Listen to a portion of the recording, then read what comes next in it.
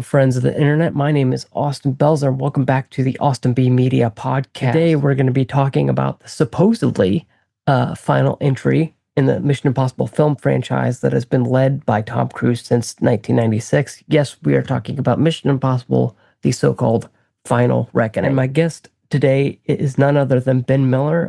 Ben runs the site Ice Cream for Freaks and contributes to the Film Experience and Cinema Scholar. He is also a member of the Dallas-Fort Worth Film Critics Association, as well as the International Film Society Critics Association, which I am also a part of. Ben, thank you for joining me. How are you? I'm doing well, sir. Such a pleasure to be aboard. Such a fun film to talk about and the ins and outs of everything. It's going to be a fun time. Quick note real quick. I went to a screening last night of a different film. And the marquee at the Angelica, where I was at the screening, had the Final Reckoning, but it spelled reckoning with a W. And I assume that is a theater employee who did not necessarily like the movie, so decided to, take the piss out of it and put the W up there. But I just thought I'd note that before we started. It's hilarious. It is like the almost Petty Betty response to not liking a movie. It really is. Really. Like, even if you don't like the movie, it's not like egregiously terrible. I don't know why you just but whatever. I mean, little things that probably people don't notice. Yeah, I would, if I was that theater employee, the most I would do to pass shade would be the so-called Final Reckoning, because I'm like, something like that. They're selling it really hard, like it's going to be the last one. But it makes too much sense for it not to be the case, especially since, again, it made a ton of money again. Mm-hmm. So if it keeps making... Now, that being said, this is one of the most expensive movies in the history of film. So you kind of have the push and the pull of that, but who can really say? Yeah, I'm sure we'll get into it in our discussion, but... Before we get into that, anything you'd like to recommend before we get there?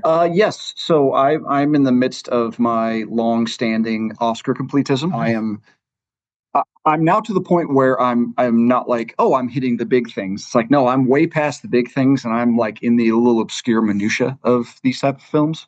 And I just completed my watch of the films from 1955, and I watched this French film called The Sheep Has Five Legs. It was very, very impossible to find. The version I found was in French, dubbed in Russian with American subtitles, so with English subtitles. So it was very difficult to get my hands on. But that being said, when I watched it, I did have a very good time. It's about a guy who had five children. They were all born at the same time, quintuplets, and they kind of scattered, and they wanted to bring them back together. And it's kind of like these little vignettes, and the dad and all the boys are played by the same actor, Fernandel. It's a fun, silly time, just an excuse for them to kind of get into little hijinks. And it's a little hornier for a movie from 1955 than you'd expect, but fun time. If you have a chance to find it, which is, like I said, I had to really dig deep to find it. So if you can find it, it's a fun time. Yeah, did you have to meet somebody in a back alley like the early days of the Star Wars holiday special? It wasn't that bad, but it did take even the places that I usually go to that might not even be legal, even those didn't have it. So I really had to really stretch my mettle. That being said, whenever I was in high school, I lived overseas, and half the movies we watched were definitely pirated from a guy who sold us DVDs out of a perfume shop. So I mean, I've lived that life, feeling like back alley. Like, I watched Spider-Man at my house 3 days after it came out, but we were in a foreign country, so I kind of give myself a little break for that. Yeah, I mean, sometimes it's circumstances, right? So.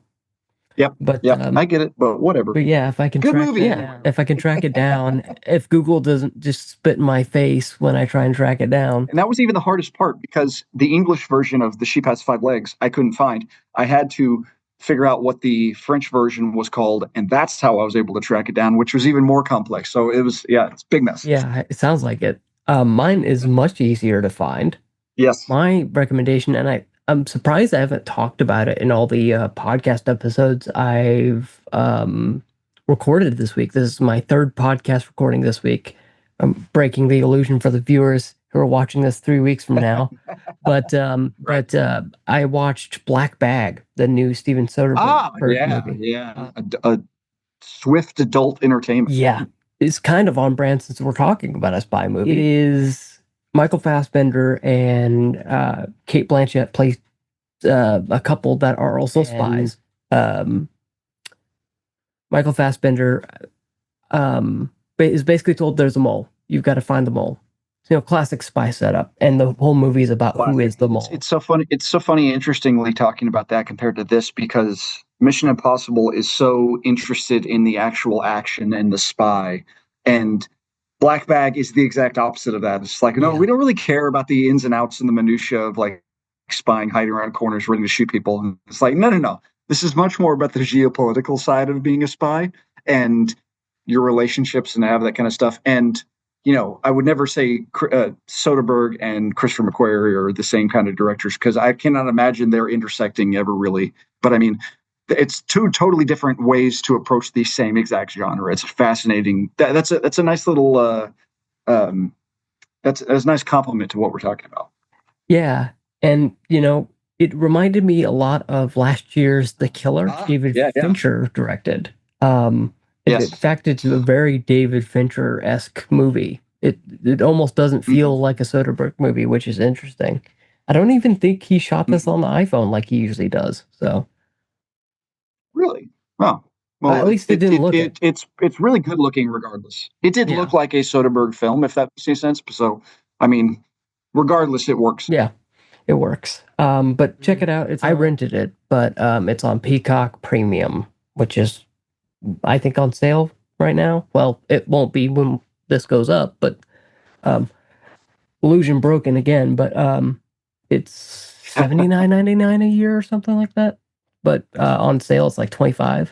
So if you're able to break space-time continuum and somehow get that $24.99 deal, do it. By all means, yes.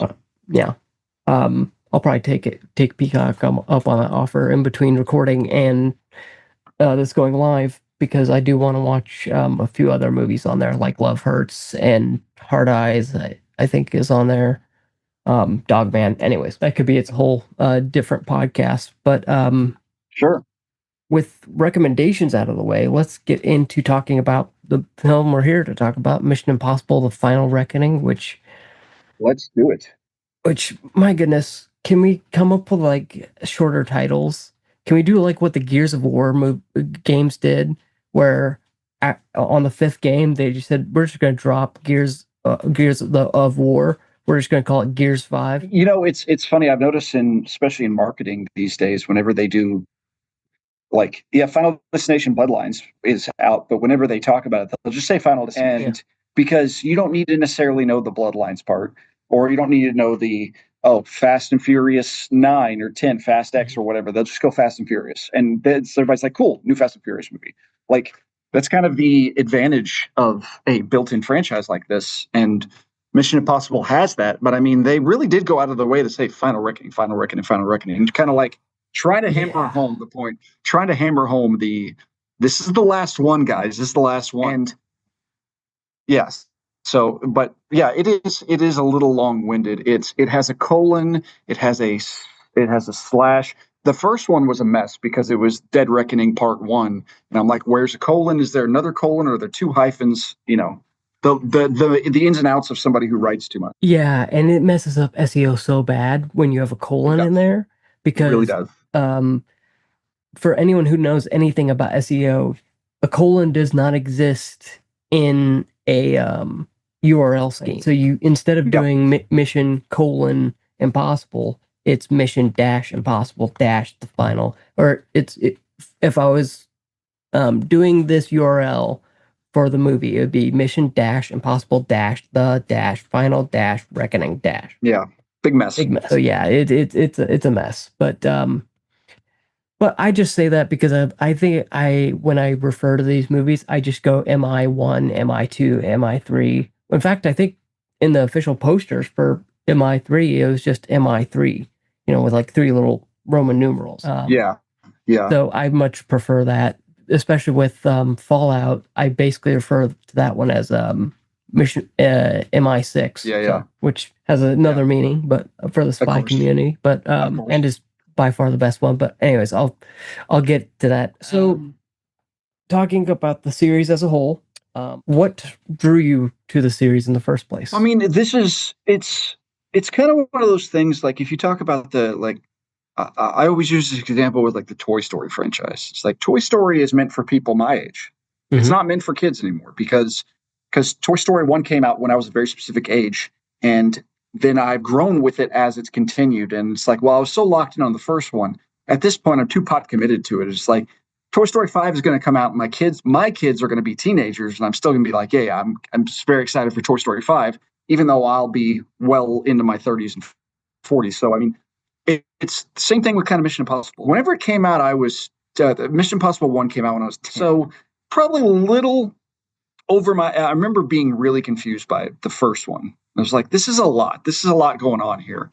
And then being 14 when the second one came out, and it's like Limp Bizkit, Cool Things of Mission Impossible. It was on TV a lot, at least where I lived. And so it's like you saw it a lot. And then like it kind of shifts in that Mission Impossible 3. So it's kind of like it's always been around, but it never really had the, people always view it as kind of this, oh, this has always been a thing. It's always been a chance to be a franchise. It's like, I mean, everybody dogs on Mission Impossible 2, but it was the highest grossing movie of 2000. So it's, you kind of take that in stride. And then Mission Impossible 3 was kind of a reimagining of everything and introduced the world to J.J. Abrams as a big budget filmmaker. And then it kind of shifted the idea of what Mission Impossible could be.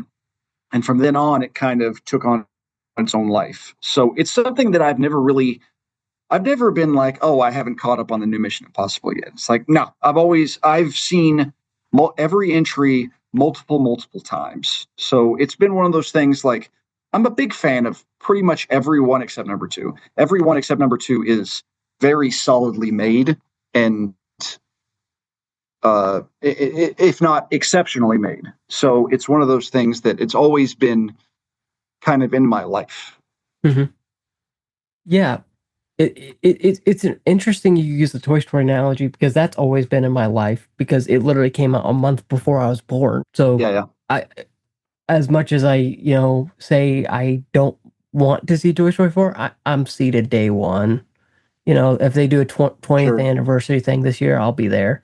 But with Mission Impossible, it's entirely different because I was one when Mission Impossible 1 came out. So I caught up with it much later. I caught up with it with Ghost Protocol, and that was my introduction. I watched Ghost Protocol in theaters, and then not knowing anything. So the ending of Ghost Protocol was very confusing for me. Like that whole bar scene was like, why is Michelle Monaghan in this? What is she doing? Same thing with Rogue Nation. Went to the theaters weekend 1. Fallout was the one I actually went to see on my own in like a Dolby Cinema, I think. I remember getting like the poster or something like that. And yeah, I from Ghost Protocol, I've seen every single one in theaters, weekend 1 or somewhere around there. I now own all of them, but I don't remember when I did my rewatch my watch of the first 3. I think maybe it was for Dead Reckoning because I did a podcast with Pedro Lima, who I just had on for Warfare. We discussed Warfare. Gotta love Pedro. Yep. And we talked about Dead Reckoning. I think that's probably when I went back and watched all of them all over again. And so, yeah, it wasn't an ever-present thing. It always was there because, it was there a year after I was born. But, like, it wasn't something I was following until Ghost Protocol came out in, like, 2012, something. Yeah. So, yeah, it'll be interesting to hear us talk about it. Especially... this kind of leads into my next question. Which one is your favorite and why? It's got to be Fallout, not because agreed. It's one of those things where they were searching around for so long to figure out exactly what this kind of series was. And like they had an idea with the first one, but that was much more of a De Palma film than you ever realized it was. And then, with the thousands of Dutch angles and the more like a paranoia thriller and all that kind of thing. The second one was really bastardized for the culture and Tom Cruise's weird kind of late 90s, early 2000 persona. And then 3, they're just trying to get it back to basics, essentially. They kind of made it work. 4 is where they started to kind of figure, like Ghost Protocol is where they kind of figured out, okay, this is kind of the direction we need to be more focused on the team, the stunts, the grandioseness of it all. Rogue Nation's where they figured it out. There's like, this is the formula. This is what we need to do. This is how we need to do it. This is how we need to approach it. And Fallout is just Rogue Nation on steroids. And everything that Rogue Nation does right, Fallout just kicks it up a notch and nails it even better. So it's just everything, the full potential of what these movies can be is what Fallout is. It's the performances, the ensemble, the villains, the settings, the stunts. Like you can, especially in Fallout, you can point to, these 5 set pieces, and you're like, but I also forgot this set piece and this set piece and all this kind of stuff. And it's not like the one thing. Yeah. So I mean, that's the one. I think it seems pretty universal that that's the one that everybody's like, that's the best one. Yeah, I'll agree with you on that one. Because I think I hadn't quite felt an adrenaline rush like coming out of Fallout, except for after this movie, but we'll talk about that a little later. But yeah, it was just like, this is, I forget who in our critic groups coined this phrase, but gonzo cinema. It just goes balls out with action. And it's just like, hey, you want action? Here's Henry Cavill reloading his arms. Does it make sense? No. Is it cool? Yeah.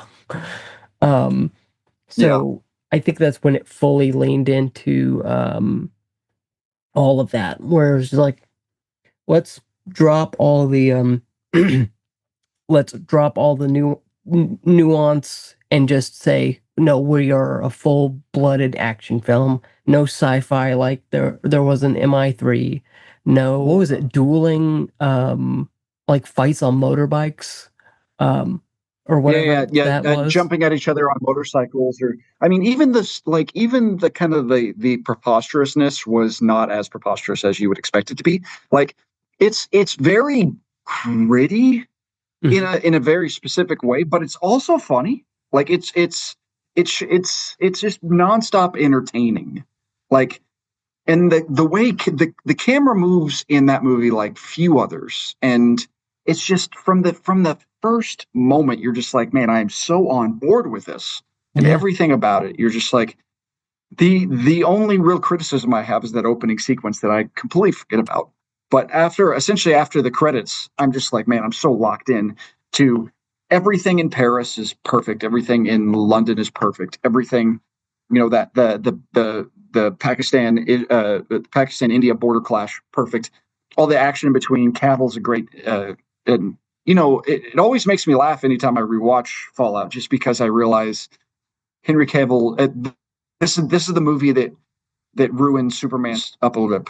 It always makes me laugh, just because they wouldn't let him shave that mustache, because he had to keep doing reshoots on Mission Impossible, so they wouldn't let him shave the mustache, which continually makes me laugh. But regardless, it's just everything the movie could be, and it really solidified Tom Cruise is nuts in the kind of way, like nuts in a good way, because obviously the broken ankle, and that was the big thing. Like, he broke his ankle and he kept going, and they took 8 weeks off for it to heal and all this kind of stuff. So I mean, it's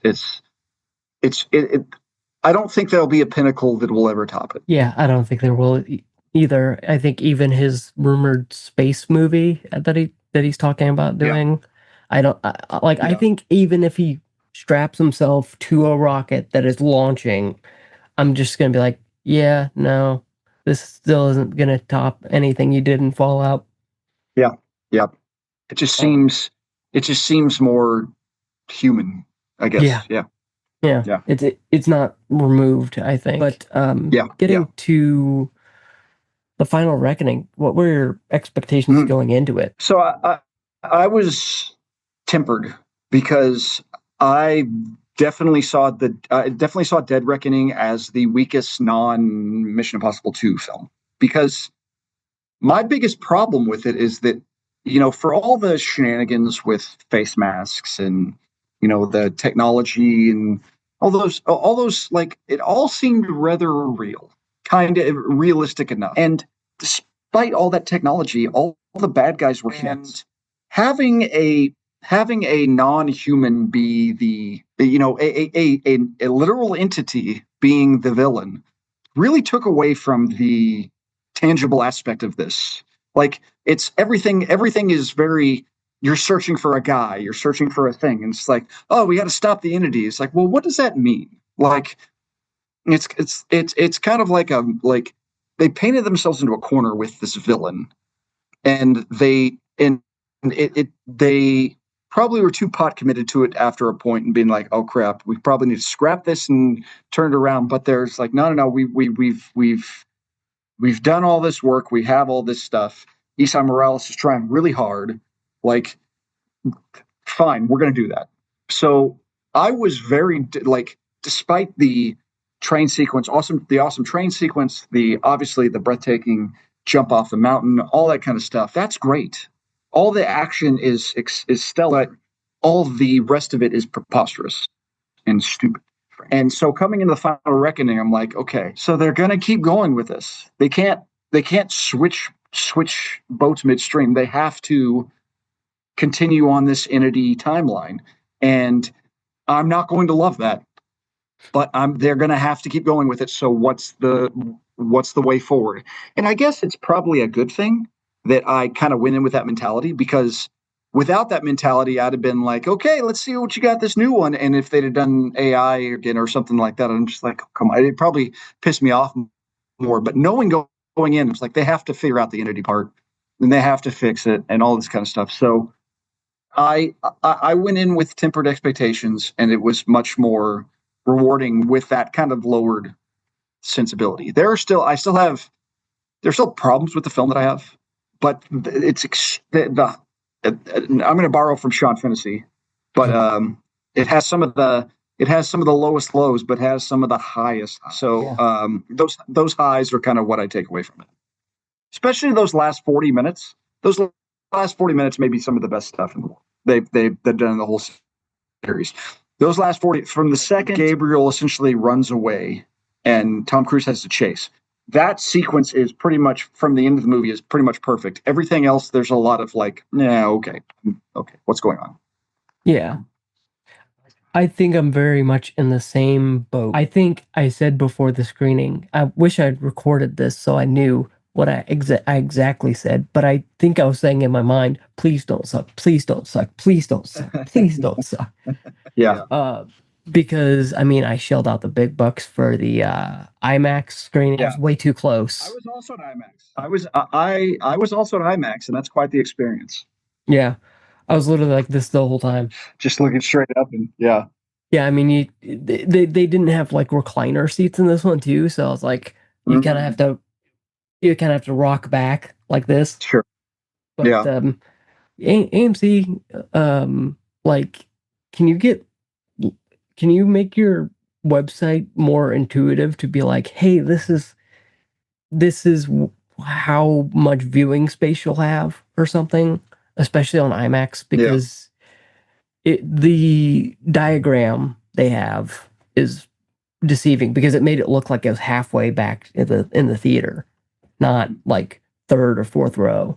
I like this idea. This is like baseball games. Whenever you get a baseball seat, they're just like, okay, this is the view from your seat. We should do the same thing with your movie theater seats.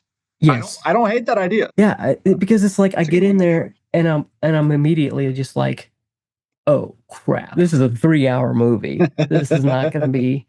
Yeah.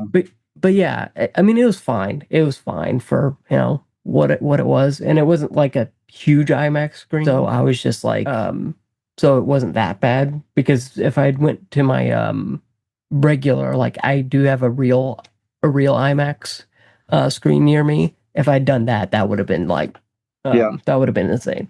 But format stuff aside, I share a lot of your same qualms with Dead Reckoning. In a series that is full of human bad guys, why are we discussing an entity that it somehow knows everything all the time? Like it almost felt like Tom Cruise looked at ChatGPT one day, like did his first prompt and said, "All right, I got to make a movie about this or something."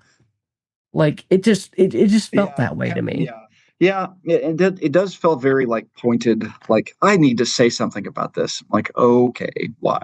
Like it's, and I'm not gonna point to Cruise and say Cruise did this or McQuarrie did this Right. or whatever. Maybe there's a.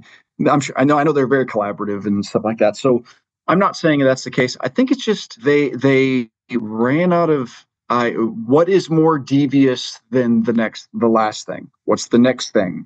And I guess they kind of view it as like, well, the unknown or this thing you can't stop or how to stop, and it's infected everywhere, and this it's just kind of silly like that. But I mean, it's one of those things where you make it a human, like even with the entity, you still have Gabriel floating around because because there has to be a human face to put it to. Yeah. Like you can't just have this thing out there in the world because it's not just evil for the sake of evil. It has to have a reason. So they always have to put a human face on it. And I think that's a problem. Well, and the thing is, they brought back, Kittredge from the original Mission Impossible. They brought back all these characters from the previous movies. It's like, okay, you have a compelling villain. Like you could make Kittredge the villain. There are ways to do this that they did not. They got really committed to something they didn't need to commit to. Yeah. But for my full thoughts on Dead Reckoning, I think I think the Pedro Lima podcast episode we did when Dead Reckoning came out, probably the best way to get my full thoughts on that. Okay. But I guess really quick before we get into the nitty gritty stuff about like specific things about Final Reckoning, any thoughts coming out of the theater for Final Reckoning? Yeah, it's definitely one of those things where it's like, okay, well, in the term Final Reckoning, like I think it's pretty well established at this point that it might be the words "the Final Reckoning," but it's like everybody's like, who are we kidding here? And the door is still open. This is not like everybody kind of compares this to Bond because they're like, oh, No Time to Die. You kill Bond at the end, and then you can move on with and tell other stories, or you have to figure out something else. They don't necessarily have to figure out something else. Like if Tom Cruise comes back, it's not that big of it wouldn't be a surprise. So, I mean, it's one of those things where if there's more, it wouldn't surprise me, and if they don't make another one, they also wouldn't surprise me. Yeah. I will push back on that a little bit and say I think they may have written themselves a little too much into a corner by the ending of this movie. But as I'm sure we'll talk about in spoilers, there's a lot of stuff from previous Mission Impossible things that tie into this. And it's just like, okay, it's almost like I'm gonna bring back the Toy Story analogy. It would be this. Like if they announced a new Mission Impossible tomorrow, it would be the same reaction people had when Pixar announced Toy Story 4. It's like you wrapped it up. You don't need to have another one. Yeah, but they're good, and I agree. I always kind of point to is like, well, money. Like that's just kind of the thing they don't want to give up on it, but at the same time, I don't think Cruise. I think Cruise is better served doing other stuff at this point. Yeah, I agree. But yeah, and on the notion of like all the times they say Final Reckoning, by the way, that was one thing where I'm like, is this a reshoot where once they knew the title, they're like, this is your Final Reckoning, Ethan. This is the nation's Final Reckoning. This is the world's Final Reckoning. And I'm like, dude, we get it. It's the name of the movie. Yeah, it's one of those things where that's always going to be the case because, I mean, obviously it wasn't initially supposed to be because it was supposed to be Dead Reckoning Part 2, presumably. So, I mean, it's one of those things that they probably, once they figured it out, like you said, they probably went back and reshot it. And, I mean, it's one of those things where that's always going to be the case because, obviously it wasn't initially supposed to be because it was supposed to be Dead Reckoning Part 2, presumably. So, I mean, it's one of those things that they probably, once they figured it out, like you said, they probably went back and reshot it.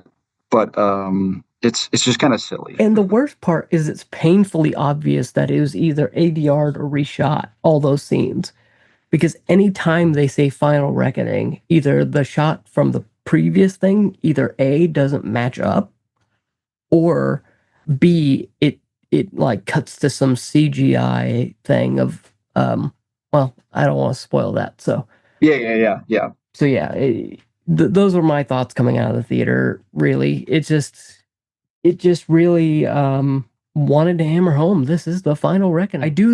I do think, and maybe we'll talk about this in spoilers, I could have done without the entire first act being a recap of everything that's happened up until this point. It did not need to be nearly 3 hours. You could have made it a tight 2. Yeah, and I don't think you could have missed much.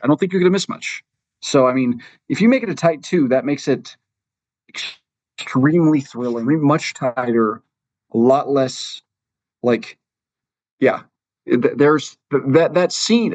I'm sure we'll get into it, but there's a scene in when their Cruz is in front of all the government bigwigs, and it takes 20 minutes. And I think you could have probably had it 5. Like, you don't need that. But I mean, they just essentially they wanted the return on their investment, I guess. Yeah, I think that's exactly what it is, because I was sitting there like, okay, are they going to do like a previously on Mission Impossible thing? Yeah, and they did it, and I'm like, oh, we're still going. Oh, we're still going. Yeah. When is the movie going to start? Do I need to go back into the lobby, get some popcorn, go to the bathroom? Because it was that long. It was. I was. Yeah. Anyways. I feel like if streaming shows that are 7 hours or more can get it done in 2 minutes, I feel like an eight movie franchise can do it within 15. But anyways, I guess the other thought was we'll dive a little bit more into this in spoilers, but I do not think they did the entity any service at all in this movie. I don't think they resolve any of the Dead Reckoning stuff, but I'll get into that pretty shortly here. But other than that, any standout moments from the movie? Well, like I said, the last 40 minutes are pretty unimpeachable.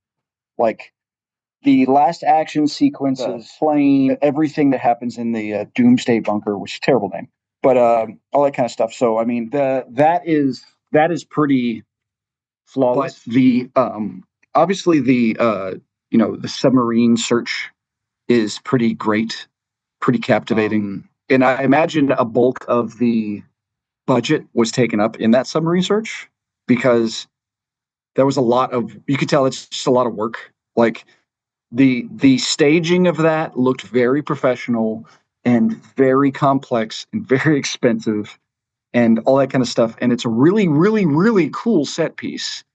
It all kind of ends up for naught. I mean, it does play in the plot, but I mean, it's like you look back and you're like, why was he in the submarine? And you're like, oh yeah, he did that thing. And then you just forget why he had that thing. And then you're like, oh yeah, that thing. And then at the end of the movie, you're like, oh, that thing, I guess it played a factor. Like, it's just all, it's the what's the Chinatown water rights? It's the catalyst to move the plot forward. So, I mean, that's the thing that had to be there.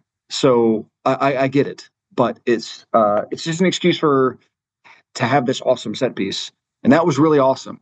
But until it got to that submarine sequence, there was nothing happening.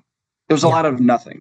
It was a lot of why is this going on? Like, even we'll get into the spoilers of the early part. Even that, it's like, oh, I forgot that happened. Like, all that kind of stuff. Like, it's all just kind of all after, like, it spin its wheels till it gets to the thing it needs to get to. Yeah, and you were talking about the sub sequence, and that was actually where I chose to take my bathroom break. Yeah, because I don't think it's any spoilers. He's trying to squeeze into a tight space, and I'm like, all right, this is taking too long. I'm gonna go to the bathroom. What? Yeah.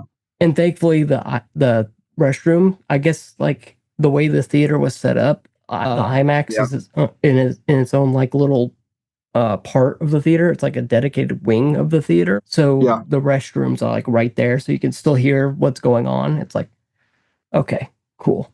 If I ever watch an IMAX movie there again, assuming it wasn't like this and didn't just have score during that scene, which was kind of annoying, but I get it. It's an action scene type thing. Sure. But I had assurances that, like, hey, if I go see an IMAX movie there again, I can at least go to the bathroom and not feel like I'm missing anything. So that's nice. I agree. So yeah, I think getting to I think we've already talked pretty much about what we don't like and like about the movie, pretty much. Mm-hmm. So I think now would probably be a great time to talk about like how it connects to Dead Reckoning. So how do you think it handled that?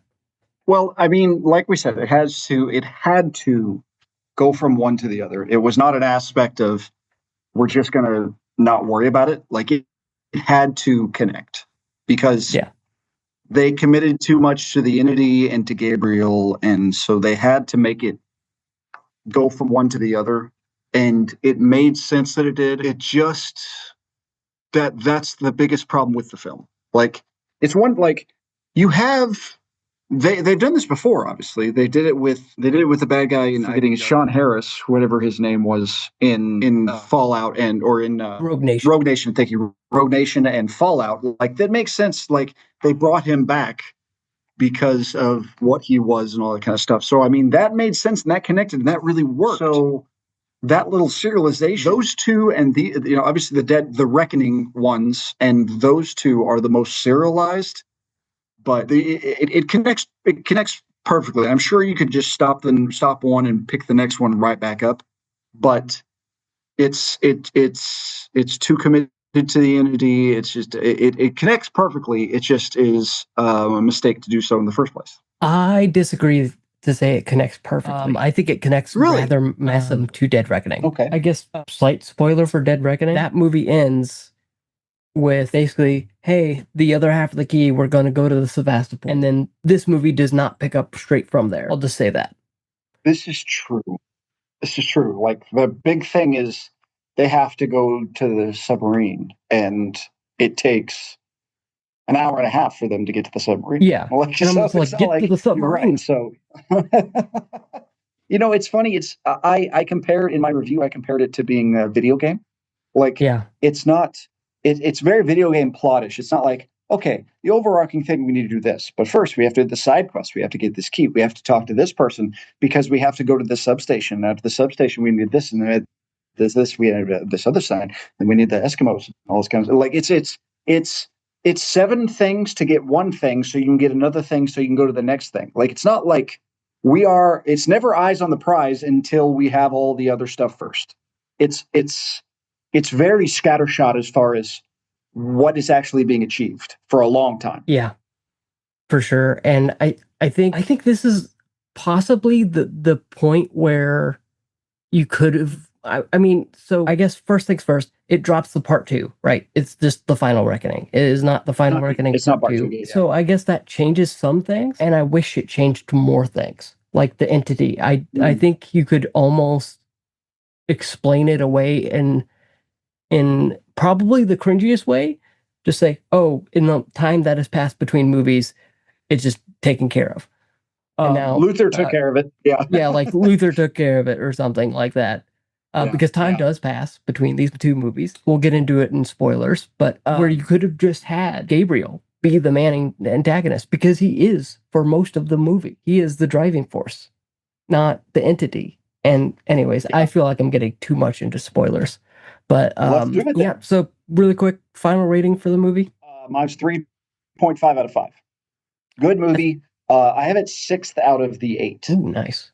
I haven't ranked it among the films yet, the 8 films yet. I would say this probably falls in somewhere between Rogue Nation and Fallout for me. 4 out of 5. Mm-hmm. Okay. Like as annoyed as I am with some of the things that they do with Dead Reckoning, that last hour just got me. It really does. Really does. That last hour is pretty flawless. Yeah, I am no better than any man. Google Brain works on me. Yeah. But with that, if you haven't seen Mission Impossible: The Final Reckoning yet, and want to remain spoiler free, now's the time to pause this episode. Go to your local IMAX. If you've got a Dolby Cinema, that works too. Go see it. Come back. It'll still be here. But with that, consider yourselves warned. We're going to talk about spoilers now. So, first things first, let's talk about how it connects to the previous film. How did that work for you? Well, I mean, we talked about the obviously the entity stuff and the Gabriel stuff. The funny thing about the Gabriel stuff is, yeah, Gabriel was such a factor in the first one, and he seemed like he was almost the driving force between it. And then this one is like him and the entity have beef. Like, I don't know what the hell that's about. Like, somehow Gabriel's on the outs. Like, he said something bad about ChatGPT, and then that that into the or whatever it is. Like, there's not really a good reason. I guess it's the entity wants to have total power, and Gabriel has human needs or whatever the hell it is. It doesn't matter. I don't care. But Gabriel's too needy. like Gabriel's he's too needy. Yeah, exactly. It's like like it's always me, and not entity. Come on, guys. It's like, but that's very silly. But I mean, it gets it done. But you still have if there's like one thing that this film did the worst over anything else, is essentially anything they do with Luther. Like, yeah, I'm not even saying like, oh, he deserved better than that or whatever than that, but I mean, like, whenever he left at the end of Dead Reckoning, it made sense because he's just like, I got to give this everything I have, got to do this is I got to go underground and where it can't find me, all this kind of stuff. It's like, okay, that on paper makes sense, but I was like, I don't like where it's going to head. Like, it's headed in a direction where I'm like, okay, what is this? And it meant that he was going to be the sacrificial lamb, but he was dying anyway. But that's never explained, and why he was dying or what he was dying of, and all the while, like it's all just kind of like that's the part of it where I'm just like, you just got lazy and decided to go Deus Ex Machina on it and just be like, he was dying anyway, and we need a sacrifice, and the way they treat important deaths in this series has always bugged me. Yeah. Like, you have very important people dying at various parts, and Ethan should be affected by this. And he has like a 5-minute scene of being a little sad and then moves on. Like, go watch Mission Impossible 3 in the scene where it's being interrogated by Philip Seymour Hoffman. And I've argued that it's Cruise's best Ethan Hunt performance because it's his most emotional. And he is thinking his wife has been shot in the head, and he is destroyed, devastated. And essentially from then on, every time somebody is really close to him and dies, he just goes, oh, hum, that sucks. We got to move on. We got to save the world. Like Ilsa's death in Dead Reckoning is one of the worst things they did in that one. Yeah. And Luther's death in this one is just kind of like passed over. And, Alec Baldwin's death in Fallout is just kind of to the side. And like, I forgot he died in that. Yeah. It's exactly. And they killed Tom Wilkinson. They killed the former director in Ghost Protocol. So I mean, and half of the plot of Ghost Protocol has to do with agents being killed. Like, and so it's one of those things outside of Mission Impossible 3. Death just doesn't affect Ethan ever, and it doesn't make sense. He's supposed to be this superhuman, but I mean, that's kind of the part that kind of brought him back. And that's why I think Mission Impossible 3 is different than a lot of these other movies, because of that emotion. That emotion just isn't there. Like, Luther dies and he just is running away from the rubble. And Ilsa dies and he very quickly moves on to Haley Atwell. And it's very, it's like, come on, guys. I thought we were establishing this. But still, yeah, it's a large problem I have with. And if they were going to do that here, just kill Luther in Fallout. Like, that was almost So I don't know if you know this, but in Fallout initially it was supposed to be Jeremy Renner was going to come back. Yeah. And in the opening scene, Jeremy Renner was going to be in that scene and he was going to die. And Jeremy Renner said, I don't want to do that, so I'm not going to come back. And so they put Luther in the position and they did not kill him. So and the entire plot of Fallout, the reason it is the way it is because he didn't want Luther to die. He was not cool with Luther dying. That was the entire thing. And then whenever his entire mechanism as being a spy is that he is not willing to accept the loss of one for the savior of many. And that's his entire thing. And as soon as that one person does die, he ho-hums and moves on to the next thing. And it's a very strange characterization. Yeah, I'll agree with that. Yeah. And yeah, the whole Luther stuff in this movie's weird. Very weird. It's just like, okay, if he's sick, okay, fine.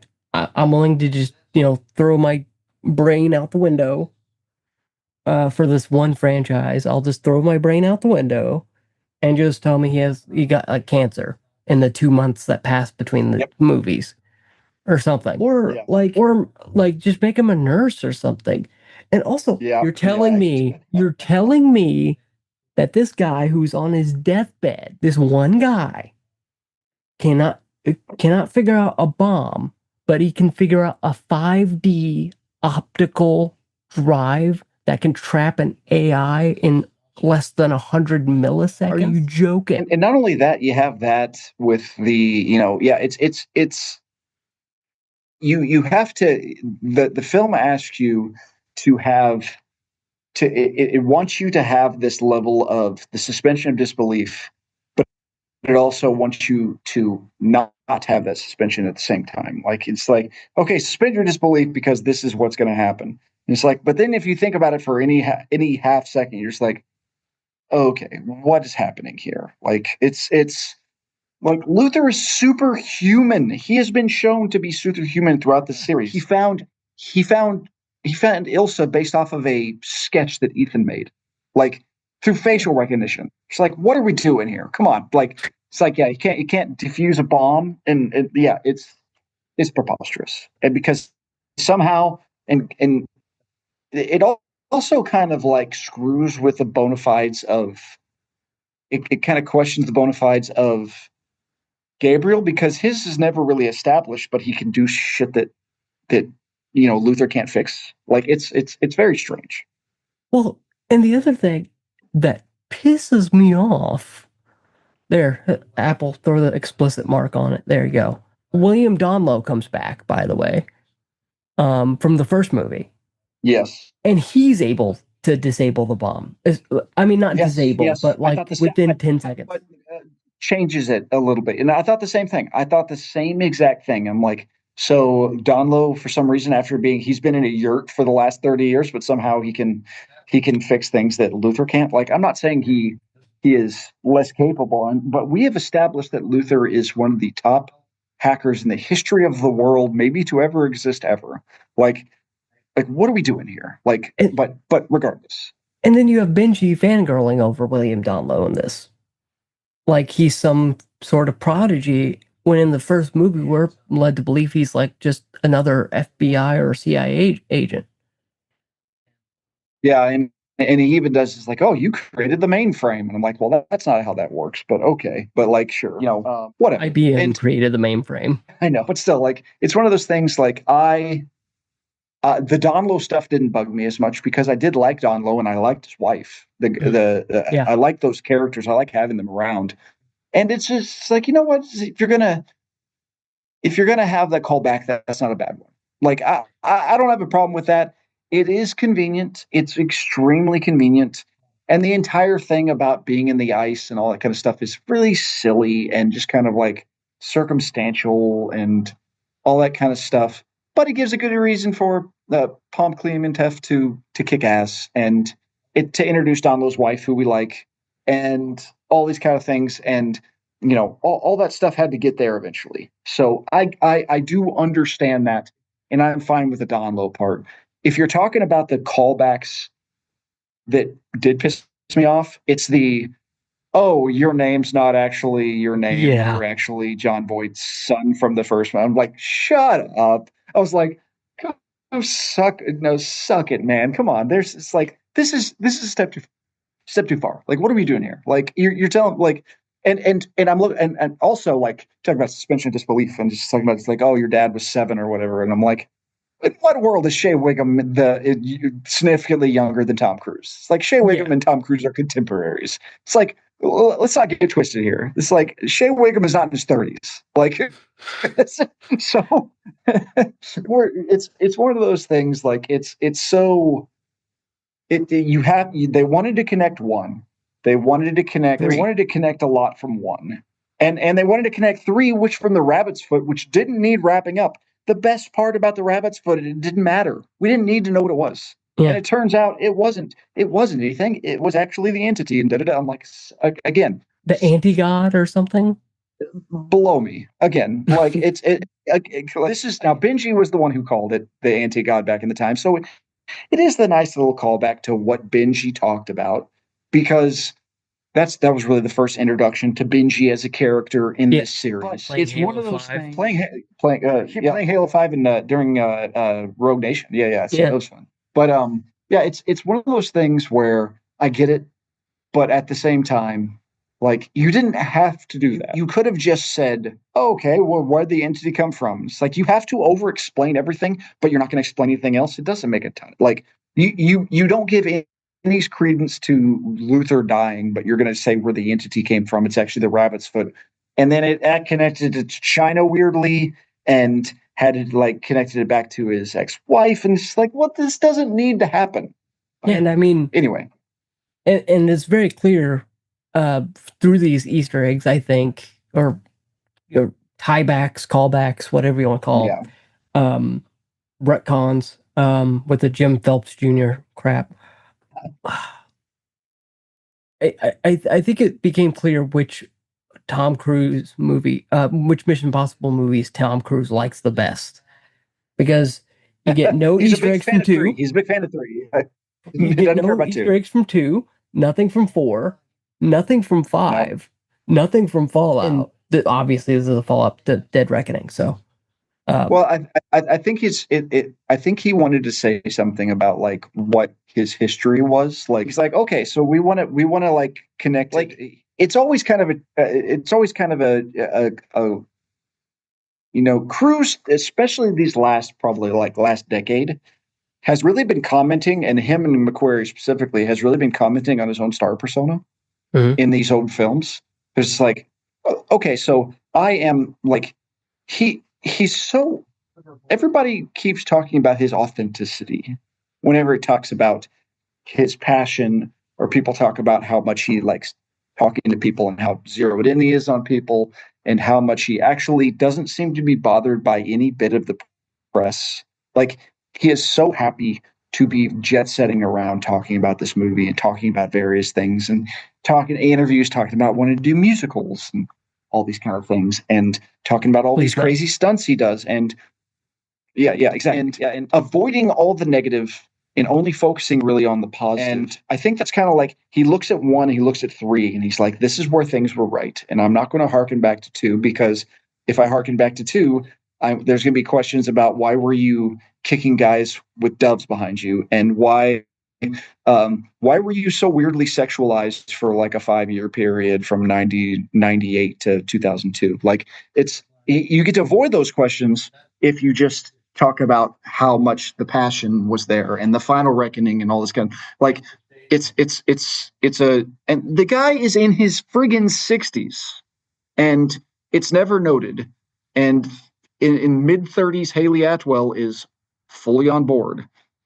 Mid-30, and this movie avoids as much of the weird, like, Tom Cruise and the women thing that he has throughout these movies. But it's still kind of there regardless. Like, no Vanessa Kirby showing up to kiss him for some reason. There's, Haley Atwell's there, but she never is direct. It's more implied than it is actually direct. It's all just kind of like, there's a lot he has on his mind that he doesn't need to necessarily, like, it's like, nobody's asked for this. Nobody's asked for, it's like, you know what, I'm going to say something about what people think about me visually. It's like, you know what, I'm going to have a scene where I have to prep for scuba training where I have to be shirtless. And does he look great? Absolutely. I want to look like that. Absolutely. But there is 0 point to have him in that movie. In that point, it's like you can run in a shirt. I'm pretty sure it's okay. Like, I don't. Yeah, and there's so much I think I could say about these Easter eggs, and I think we'll probably get into them a bit more, but specifically. But I guess for now, let's cap off that part of it. And like, do you feel like, or maybe do you want to go just keep talking about Easter eggs? Because I can.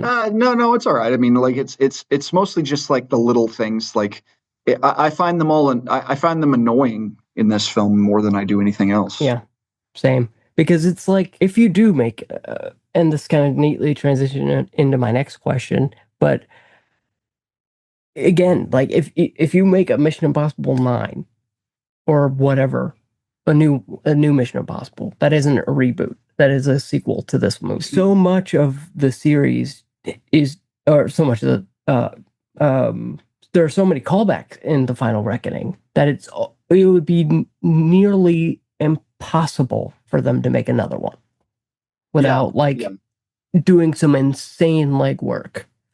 Like, instead of Tom Cruise this time around, he's leading the IMF, and now that he's leading the IMF, Benji takes his job. Yeah, there's been Glenn Powell is there. Like I think there was some talk initially about like whenever Ghost Protocol showed up that it might be Jeremy Renner taking over anyway. Like I'm not sure. I don't know if that was ever actually the truth of it, and I know there's some murmurs and that kind of stuff. But I mean, like, I do agree. It feels like Ethan needs to not be Ethan anymore. It needs to like start. This series is such that if you kind of keep the general conceit of what's happening, you can kind of mine this forever. That's kind of why the TV show works so well, because you can just, story of the week. And this is the case. And the story of the week worked really well all the way till Dead Reckoning. So, I mean, it also got too big. Like the idea of way too big. We didn't talk about this in the fight. The entire plot is the fact that the entity is going to take over the world and launch nuclear weapons at itself and blow up the world. And so it's all that kind of stuff. Like it's like, okay, I'm not saying you need something smaller than that, because obviously that's big. But I mean, you're talking about like the threat of fallout was a nuclear blast that decimates a water system that would kill billions of people, and because of this, and like there was a close call with a nuclear weapon in San Francisco on the other one. So I mean, like it's always one of those things that does pop in as far as like mass casualty things could be a thing that happens, but it's never the entire world is literally going to end. Like, you need to take a step back. Yeah, I agree. Wherever they go with this, next, I think, take a step back. Learn from. Go watch Black Bag. Because that is a very small movie. There is no end of the world things happening in that movie. It is just the study of a relationship amongst spies, amongst 3 couples of spies. Specifically. You can do that with Mission Impossible. That's very easy, and you don't have to spend $500 million to produce it. That's easy $80 million movie. And even like if you think about what Black Bag, the catalyst for Black Bag was it's like a thing that could cause a nuclear meltdown. Yeah, but it was not really taken all that seriously. Like it's not like they're not like, oh my gosh, we have to initiate shutdown. It's just kind of like, this thing's out there, we got to find it. And it's much more bureaucratic. I'm not saying that's what a new Mission Impossible movie has to be, but it doesn't have to be, holy crap, the world's going to end. Angela Bassett, which American city are you going to sacrifice for nuclear warheads? Which I saw an incredible tweet where somebody said, that there's a scene where it's just like, if we're going to bomb these major cities, we have to bomb an American city as a sacrifice, essentially. and they never name the American city, Yeah. but somebody said in a tweet, it's like, without hesitation, she just goes, San Diego. And I don't have any opinion about San Diego, but I did enjoy that. Just the idea of like no hesitation picking, it's like, you know what, screw Wichita, like, or whatever it is. Like, I love, I do love Chicago. Yeah, it's not even like it. I would want it more like obscure, just to be like, hey, what do you have against Minneapolis? Like, it's like New York, LA, Chicago. You're just like, well, okay, that's big city. It's like, you know what, Tallahassee's going down. Yeah. And anyway, while we're talking about that, oh gosh, what was I gonna say? Oh, I had a realization in the shower the other day about that scene. That part of the movie, it feels very much like Independence Day. The whole third act of the movie feels like Independence Day. Yeah. Because to recap, the Tom Cruise journeys into the belly of the beast to receive some magical device that he's got to upload a virus to, and once he captures the virus and tricks the thing into doing the thing, humanity is saved. That's literally Independence Day. Yeah, you're not wrong. I mean, it has those kind of connections, and you see kind of where it all comes from, and like it is all as silly as it all is. It does kind of work in a really. It's funny, the things that come together, and the things, even that last hour that I don't like. Like, okay, so it touches at the beginning of the movie about the people there are followers of the entity who are like fanatics and like are part of it, and they like there's a little like news clip of two people who are a little wide-eyed talking about it, and then they don't talk about it for 2.5 hours, and then all of a sudden the Secret Service agent is a part of it at the end. Like, it's just all kind of like, oh, how convenient. Not only a Secret Service agent in the room at the end. You're just like, okay. But luckily, don't worry, Ron Swanson was there to save the day. But still, like, we all have and it's the cameos in this movie don't make a ton of sense. Why have Hannah Waddingham in there? An American accent, which I was like, what are we doing here? Like, now that being said, Skydance, big Apple people, and Apple people have a lot of. There's a reason you had Nick Offerman there. There's a reason you had Hannah Waddingham there. There's a reason you have the guy from whatever that show is that I don't watch. Severance. Yeah. There's a reason. There's a reason you have Trammell Tillman there, and like it's like, corporate synergy and Warner and all that kind of stuff, and I get that. It just didn't need to be there. Like, I would rather have a Katie O'Brien, when I'm just like, okay, like Katie O'Brien showed up for 10 minutes and I'm like blowing everybody off the screen. I'm like, cool, can we have more of this as opposed to, and don't get me wrong, Trammell Tillman is great. Like, I thought he was really good, but like, why do you have Hannah Waddingham in this? She's in it for no reason.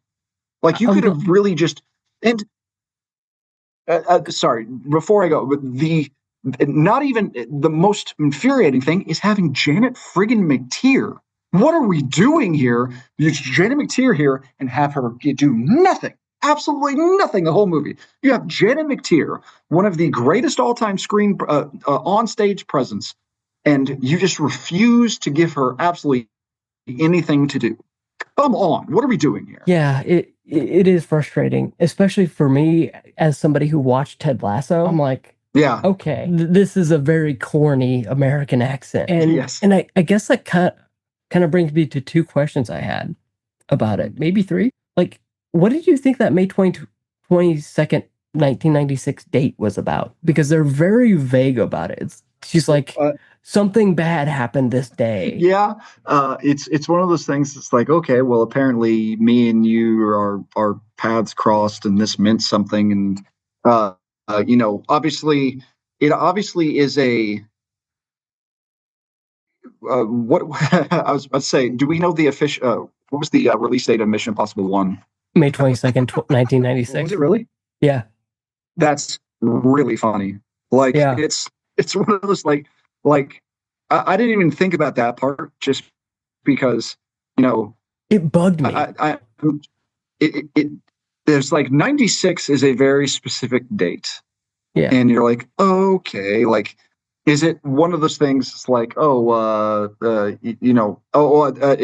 turned out Emilio Estevez was Hannah Waddingham's dad, or so. Like, who's to say? Like, that would have been worse than everything else. Like, that'd have been just as bad as Shea Wiggum crap. But I mean, at least it would have meant something. Like, or it turns out that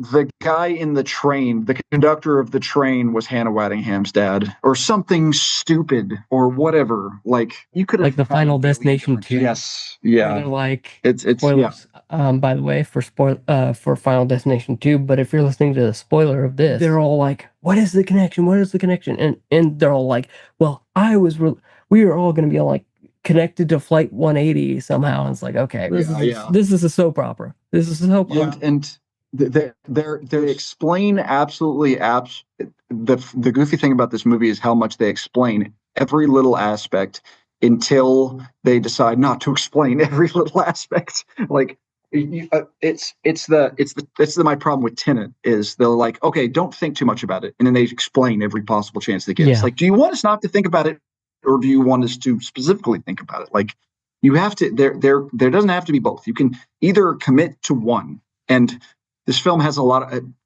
every visual thing this film does exceptional. Every dialogue based thing this film does sucks. But what are you gonna do? Yeah. And then getting to your cult thing, I actually was under the assumption, Ethan goes into that little pod thing at the beginning of the movie. Yeah. I thought, oh, this is like where the entity corrupts them, and that might be a really interesting way for the plot to go. And then they just forget about it. Yeah. And that entire sequence to begin with, I was just like, okay, like, what's the point of this egg thing anyway? Like, who built this egg thing? Like, does the entity have a 3D printer? Like, it asks more questions than it answers. Yeah, and it's just, and not to mention everybody in Ethan's team's like, why are you going to get in that thing? That seems unnecessary. Don't do that. Like, and he's like, no, I have to. And then he gets in there and goes, I probably shouldn't have gotten in there, huh? Like, it's like, yeah. But yeah, it's just one of those things where I'm like, if it's too much. It's too much. I think at the end of the day, like, if you need a resolution for that little thing, the little whatever you want to call it, just say like it got destroyed in the 2 months since, or something like that, or be like Luther's the one in the entity box thing, because I mean, maybe this is where I think too much about things, but I'm like, okay, how is the entity communicating with this box? Does it have Wi-Fi 8? Does it have does it have Wi-Fi Direct? Like the Xbox. Like, what technology are we using here? This just harkens back to, like, they needed to fix the villain issue with Dead Reckoning. If they fix that, they can, and they want to serialize something into part 1 and part 2, cool. But the entity was a mistake. That's a mistake. They wrote themselves into a corner, and they had to get themselves out. Now they have themselves out, then they can move on from it. Like, at least the entity is gone. If they make 10 more movies, and they're like, all of a sudden there's the golden chapstick that pops up, that I'm just like, okay, well, the 5D jump drive, or whatever the hell that thing is. It's like, so I mean, but if that pops up, I'm gonna be like, okay, that's enough of this. So, but whatever, it's over now. It's annoying. Him hanging off a plane, pretty cool. Yeah. And I guess that does bring us to the entity itself. Like, do we want to talk about the Sevastopol, that kind of thing, and the poison pill? It's all pointless. I mean, it's all a means to an end. It's all the Schrodinger's poison pill. Like, it's, you can't have, you got that poison pill, you have to use it going to be used. And, they talk about responsibility and who needs to actually have this thing. And obviously it's Ethan's going to be the one with the responsibility and all this kind of crap. And it's just, okay, like, does anybody actually believe the world is going to come to the end at the end of this movie and Ethan's not going to win? Yeah. Like, I'm not saying Ethan's going to survive, but does anybody think he's not going to win? I actually did think he was going to lose. I didn't think he was going to lose. I thought he was going to win but die. I thought he might have died. Yeah, I should probably clarify. Yeah, that's kind of what I'm talking about. Like, Haley Atwell's the new star of the Mission Impossible franchise. I thought that was the route they were going to take. And the fact that they didn't, just kind of like a cowardly thing of like, okay, well, we're going to leave the door open, even though it's final reckoning, and so, but the whole time they're just like, no, Ethan is the guy that does this differently. Ethan is the guy he has the responsibility, and he's the one who should be able to tell it, and the self-destructing part and all that kind of stuff. And the fact that, like, you need this thing from the Sevastopol, and you need the poison pill, and all this, like, all just kind of combining, and him kind of like half staggering as he's falling through air, and just like, okay, well, we all know he's going to do it. Like, it's the joke people keep making about this, about like, how many times is he going to, like, the fact that people are still like, Ethan Hunt can't be trusted. I'm like, how much more evidence do we need at this point? Like, come on, guys. Like, it's like, he has saved the world so many times, and he continues to come back, and he continues to do the right thing. But somehow we're just like, nah, this time he's going to prove us wrong. Except for this time, he does the wrong thing. He has the entity. What the fuck? He does. Yes, he does. I guess at the end of it, they're just like, well, he could. Yeah, that would be the thing. It's like all of a sudden he decides, it's like, you know what? I do want to rule the world. And that's really going to mess things up. But but whatever. And I guess the other problem I had with it, just talking about the poison pill, because I think we've talked about the entity to death. Yeah. I think that this is where a lot of my frustrations with Luther's story come up, other than all the other shit. Is you're telling me that this one guy, not only, by the way, 5D optical drive, no physicist has ever figured that out, as they state very plainly in the movie. Not only that, freak. Yeah, he's a freak. But gosh, he somehow is able to outthink an algorithm, like, without the source code. Are you kidding? Yep, it's just every time it feels like it feels like they work backwards. And whenever they work backwards, okay, this is the solution. Okay, so we need this and this combined. Okay, let's separate those two. Now so how do we get to there? And then, okay, well, so how do we know what he needs to get there? Why does he not have the poison pill? Why is this thing still this festival?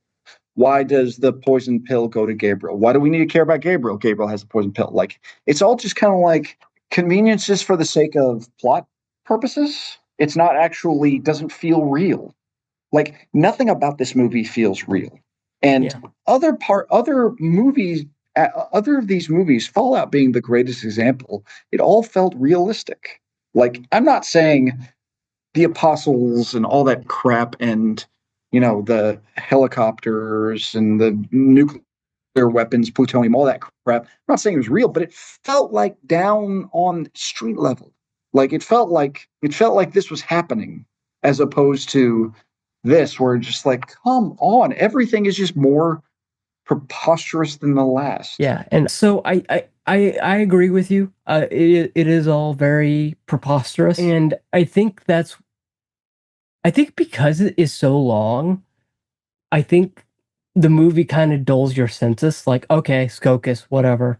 He wrote like all the pieces out to the plot on a notepad at the beginning of the movie, whatever. He now knows everything, whatever. And in that way, it kind of felt a lot like Fallout to me, where it's just like, okay, whatever. It's just, let's get me to the end, Yeah. And, in that way, it just feels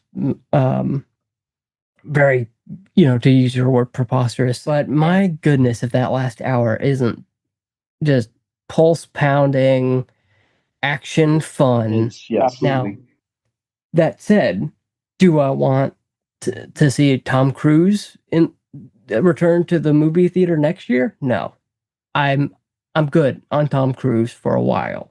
Okay. I think he needs to take a break. Or I would love to see a break. That people asked for after Avengers Endgame came out, like that length of break. Just take a few years off. You clearly do not need the money, so just take some time off. You're obviously going to do Top Gun 3 next after your space movie. After you do those two, or whenever those two happen, I'm fine. You don't have to do anything. Mission Impossible can come back in 20 years. Sounds good. And honestly, I'd be fine if Mission Impossible came back with Haley Atwell. She's great in this. I feel like they dropped the bag with I very much like, you could have talked me into an Ilsa franchise a while ago, and then it's pretty obvious to me that Rebecca Ferguson didn't want to come back. That Rebecca Ferguson was uninterested in it anymore, which good for her, knowing when to quit. But that is the character more than any other. There have been 3 characters throughout the whole series that have been popped. It's essentially Philip Seymour Hoffman in 3, Ilsa, and then Henry Cavill.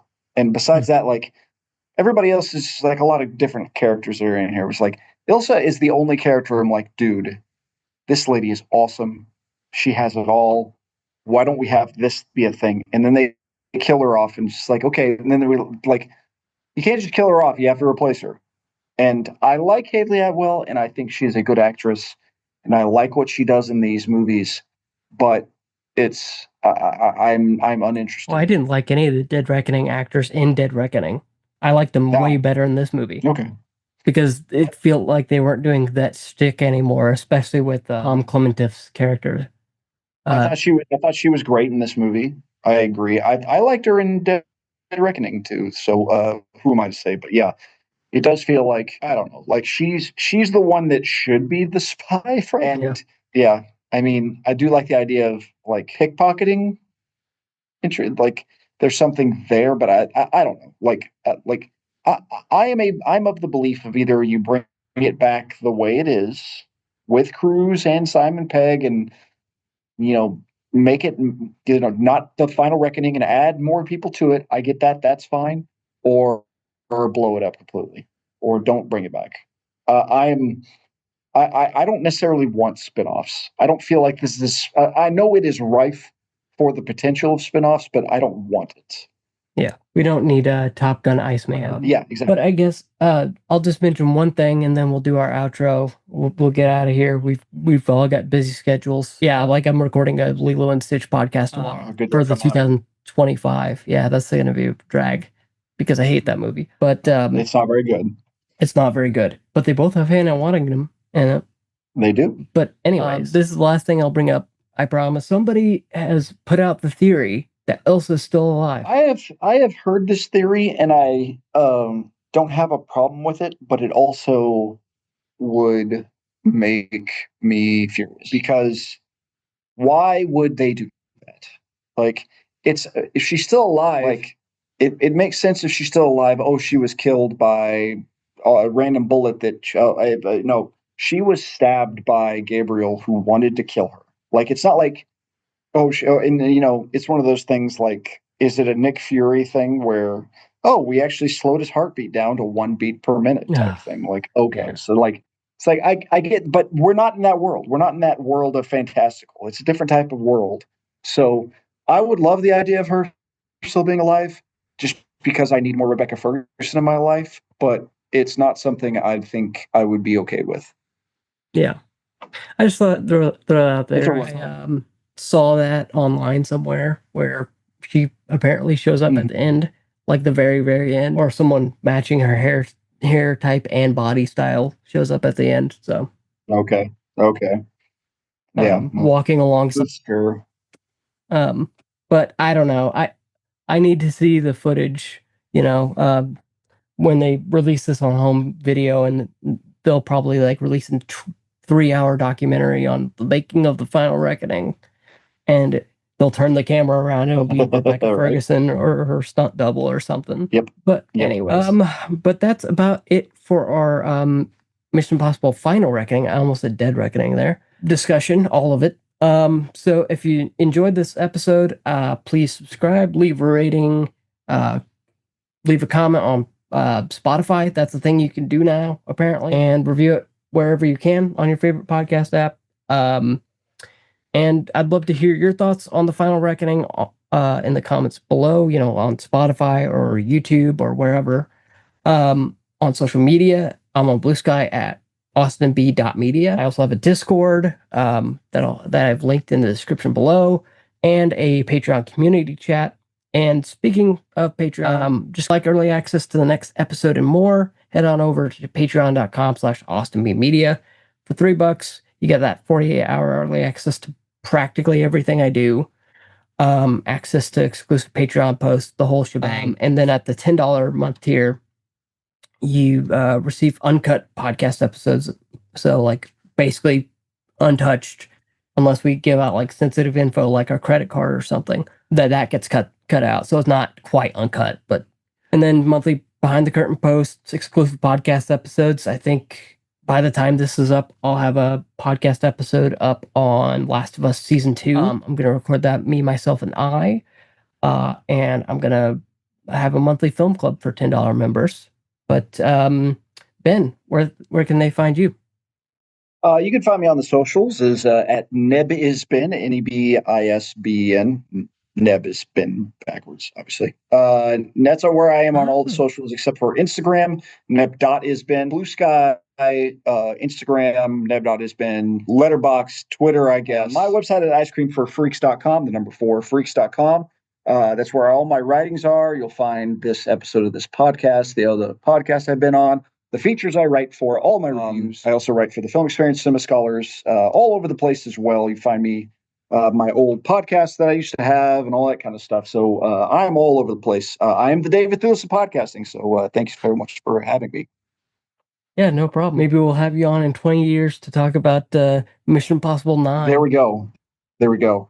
MI9. That actually does have a nice ring to it. Damn it. But I have been your host, Austin Belzer, and until next time.